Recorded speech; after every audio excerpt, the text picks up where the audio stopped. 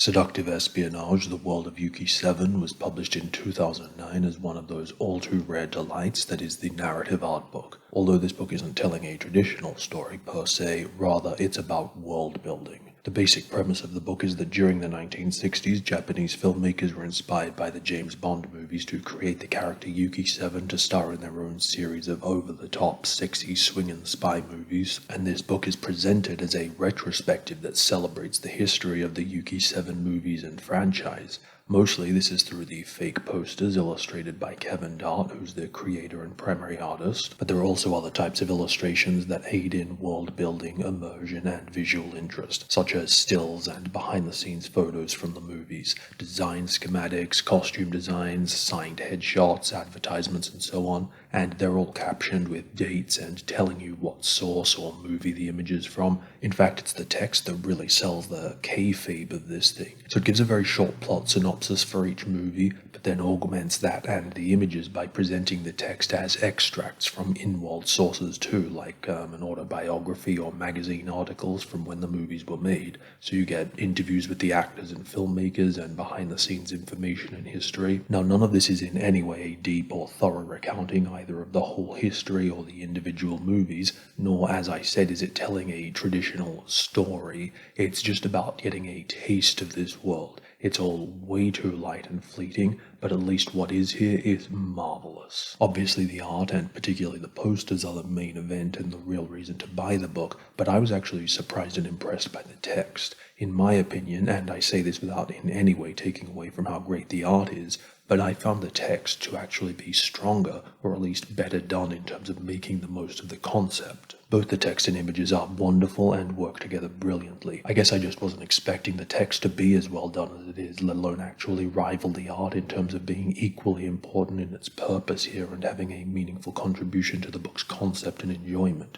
which of course is rarely the case for principally art-focused books. When I got this book, I thought it was going to be more along the lines of a straightforward story or lore book for this character and her spy world without the added faux documentary aspect, which would have been awesome in its own right, but having the book present all this as if it were non-fiction about an actual film franchise is such a genius extra layer of added fun and immersion. Plus, I think it's a particular kick for viewers of this channel who, like me, read a lot of behind-the-scenes books for movies, and will really appreciate this novel angle and how the writing captures the feel of those sort of books and magazines, even if at times it is a little too over the top to be completely authentic, but I suspect that's a deliberate decision for the sake of entertainment. As for the art, the retro aesthetic it has is perfectly attuned to the subject matter. However, even though I absolutely adore the broad strokes of this minimalist mid-century modern cartoon style, I'm not a huge fan of the exact way it's been rendered. I prefer defined lines and color, whereas the art here has ragged line work and just a rough, muddy, sketchy look that feels more like a color study than final works.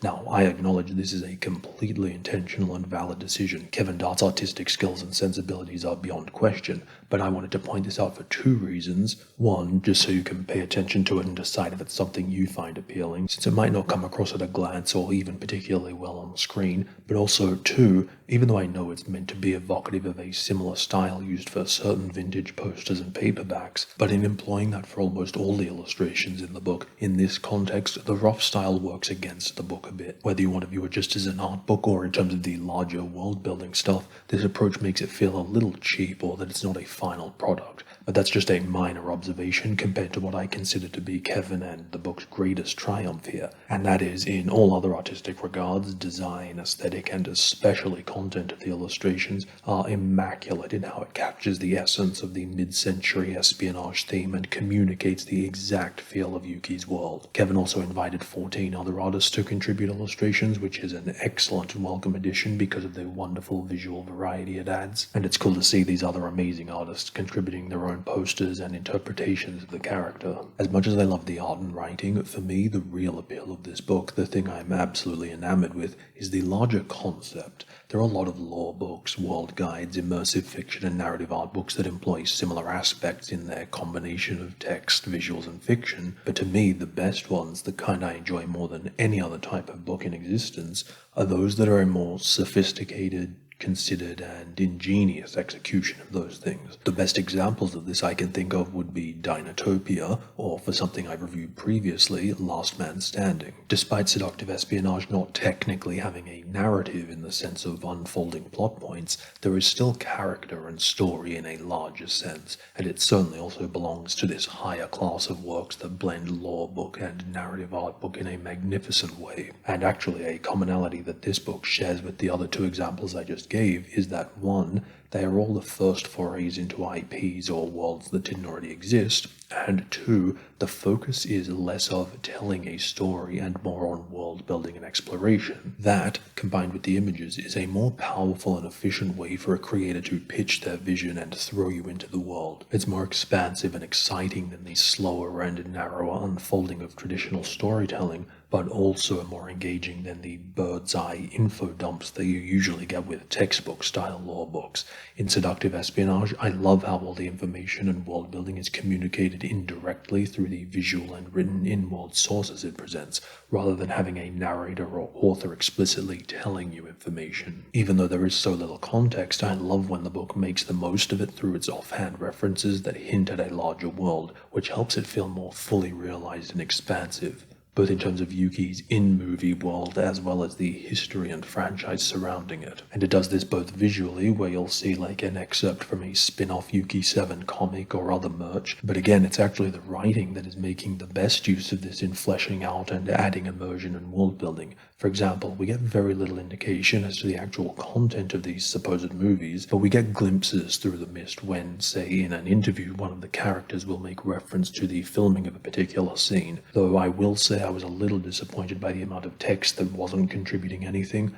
Like, a lot of the interviews were just the characters making small talk, which I suppose is a little amusing in how accurately it reflects the pointless, fluffy content of most movie books and interviews, but here it was occasionally frustrating to have waste in a book that already has such a minuscule word count. Speaking of frustrating and disappointing, this is where I have to address the single but serious dissatisfaction with the book, and that is there is undeniably not enough, to the point that the book, or rather the audience, is genuinely suffering from too little content. Like, it's only 70 pages, which is absolutely inadequate for a book, but even within that scope, the presentation is very large and spacious when what it needs is content density, because at the moment, despite the content that is here being awesome enough to make this book worth it and a genuine joy, the fact is that nonetheless there is an accompanying sense of dissatisfaction that there is not enough art or other content, and because of that, neither is it a satisfactory exploration of this world. It's important to understand that you will get to the end and be like, how can that be it? I barely saw or learned anything, where's the rest? And so this is the one area it does not live up to my previous comparison to books like Dinotopia or Last Man Standing. I mean, you get to the end of those books and absolutely still want more, but in the right way, you know, in the form of wanting sequels rather than there being anything the book itself should have done but didn't. Those two books feel like a satisfying meal in and of themselves, whereas Seductive Espionage is just a taste. And it's especially frustrating when this type of book is so inexplicably rare to see,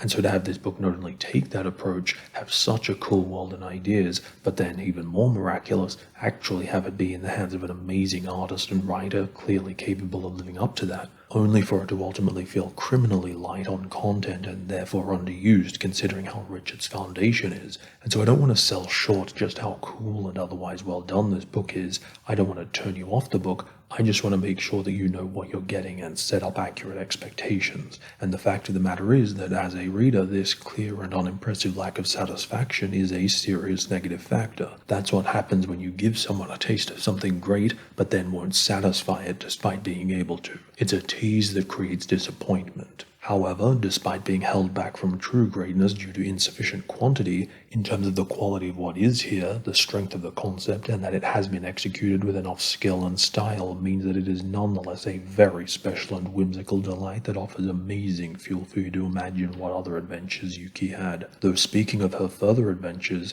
the next video is going to be on the second Yuki 7 volume, Looks That Kill. Oh, there's a sequel, brilliant, so why were you moaning about wanting more and the book not reaching its potential or whatever? Yeah, well, you know how genies can technically grant your wish while in no way giving you what you actually wanted? It's kind of like that.